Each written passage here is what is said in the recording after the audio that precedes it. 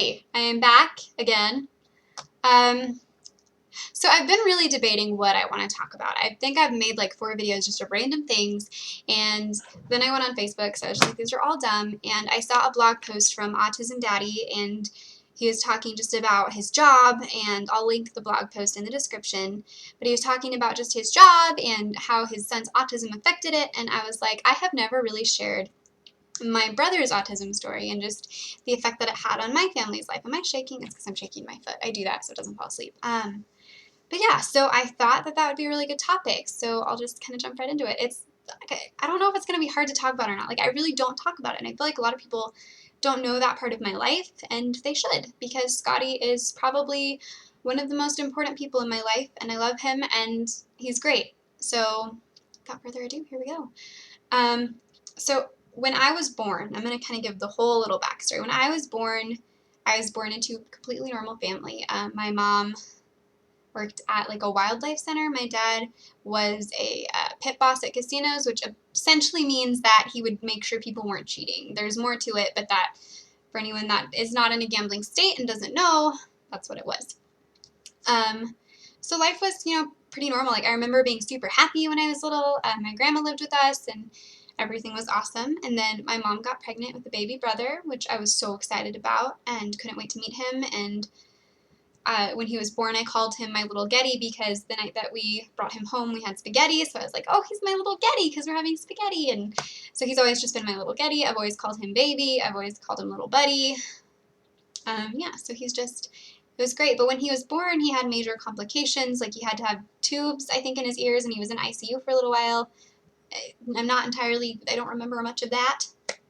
And honestly, I don't remember much before he was autistic either. I remember him being born, and it's all kind of blurry to the point of my mom coming home and saying he had autism. So that day, I remember I was just playing with my teddy bear, Bill. Actually, that one right there, that's Bill. He was the one I was playing with. That's probably why he's so sentimental to me. And my parents just came through the door. My mom was crying and just said, Scotty's autistic. And I was probably 4 or 5 at this point. I was very young. And so, just kind of being like, why is mom crying? Like, what the heck? And, little did I know our lives would majorly change that day. My mom, and he had not developed too much into his autism because a lot of the time how autism works is just gradual things go away. For him, my mom really noticed it when he could not hold eye contact anymore, and he would cry about his feet. So if he had on footy pajamas or if you covered his feet with a blanket, he would spaz out and just be like, feet, feet, feet, get that, and they'd have to uncover his feet. And so, essentially that was all that was going on. And at the time, and a lot of autism parents of older autistic kids know this, autism really was not that prevalent. No one knew about it. People saw the Rain Man, but that was about it. So we kind of fast forward a few years. I think that for me, I really noticed how different my little brother was maybe in like 2nd or 3rd grade, just when I invite my friends over and they'd be like, your little brother's really weird, because he would jump around, and his big thing was shaking things. Like, if he had a ponytail, he'd just shake it all the time, and he couldn't talk, and he would just run around, kind of do his own thing. And so it was hard on me as a sister because I loved my little brother, but I could never really have friends over because people just didn't understand what he was doing. He got really bad to where he would rip, because he really wanted to just shake a ribbon. He would rip the wallpaper or the layer of wall off the wall so he'd have something to shake, to where there were holes in his room. His room was totally, my dad painted it really nice. He totally just destroyed it. And so, like, for a long time, his room looked like, I don't even know, it just looked like an abandoned house room, because every time we'd fix it, he would just rip it up again. And I know that was really hard on my dad. He would just bang on windows until they would break. And eventually they had to put, like, bulletproof windows in my little brother's room, which he also broke. My brother's stronger than a bullet. Wow. So kind of fast forwarding to, I think, the hardest years for me was about 6th grade. So from when I was about 12 to 14, because that's when he really kind of hit his peak on things going on. 6th grade in general was a hard year because I dealt with a lot of bullying that year. I had a group of girls that just did not like me. And, I can talk about all that later, but I think, I had to go to school, get made fun of, get teased, and then go home and have a little brother who at the time was having tantrums and biting me, pulling my hair, hitting, and we actually found out that a lot of that was because they put him on a medication that caused him to hallucinate. So, God knows what he was seeing, and he was attacking us, not knowing we were trying to take care of him. I can remember one time when I was in 8th grade, just coming into math class and just crying, and my teacher was like, "Is there anything I can do?" And I just said no, because there really wasn't anything she could do. And kind of the hard part there was we went to Scotty's social worker for help, and this lady didn't care about Scotty. She didn't care about what we needed. All she cared about was getting what she wanted. The most irritating thing that she did was when somebody's disabled, they have something called an IEP, which is basically a meeting about their well-being and what's going on in school, how we can work to improve them. And so she made this try to happen. She tried to make this happen, but he was in a normal public school, just in the special education class, and she goes through with the teachers of all of these things she wants done for him, but then at the very end of the meeting she goes, "But we want to do all of this at a different school because we just don't think that he's good here. We think that he's mentally retarded and just can't be here." It was essentially what happened. I was there for that meeting, actually, and she was the same lady that we had to call for help when he was biting and hitting, and she comes over and she goes, "Oh, he just wants to play outside. He's not hurting you. You're fine."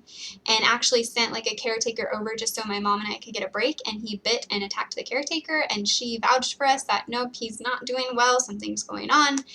And I mean, this is a very quick story. I have millions of stories about Scotty, but this is a very kind of overview of just what we went through.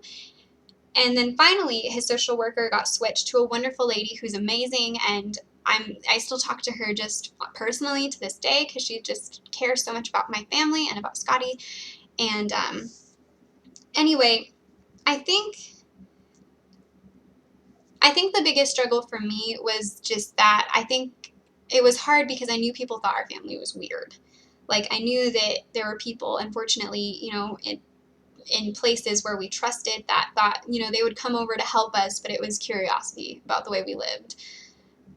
There was just a lot of judgment towards my parents, and especially like at that time, I remember my mom told me one time she walked into the break room at her work, and these two ladies were talking about how autism only started because the moms are on drugs and crazy, and my mom just looked at them and said, "My son's autistic," and just walked out, and they never said anything again. But there was so much, I think, like, it wasn't Scotty that was the hardest part himself, because you can learn to live with any situation. And, we learned to work around Scotty's needs, and we learned to make him as comfortable and happy as possible, and it was awesome. But having the judgment of people that, these stay-at-home moms that would judge my mom because she couldn't stay home, or these kids that would be like, "Well, your brother's weird," or "You're weird," or I had a lot of times where people would be like, "Well, you're autistic then, aren't you?" And it was just kind of like, well, no, I don't think so.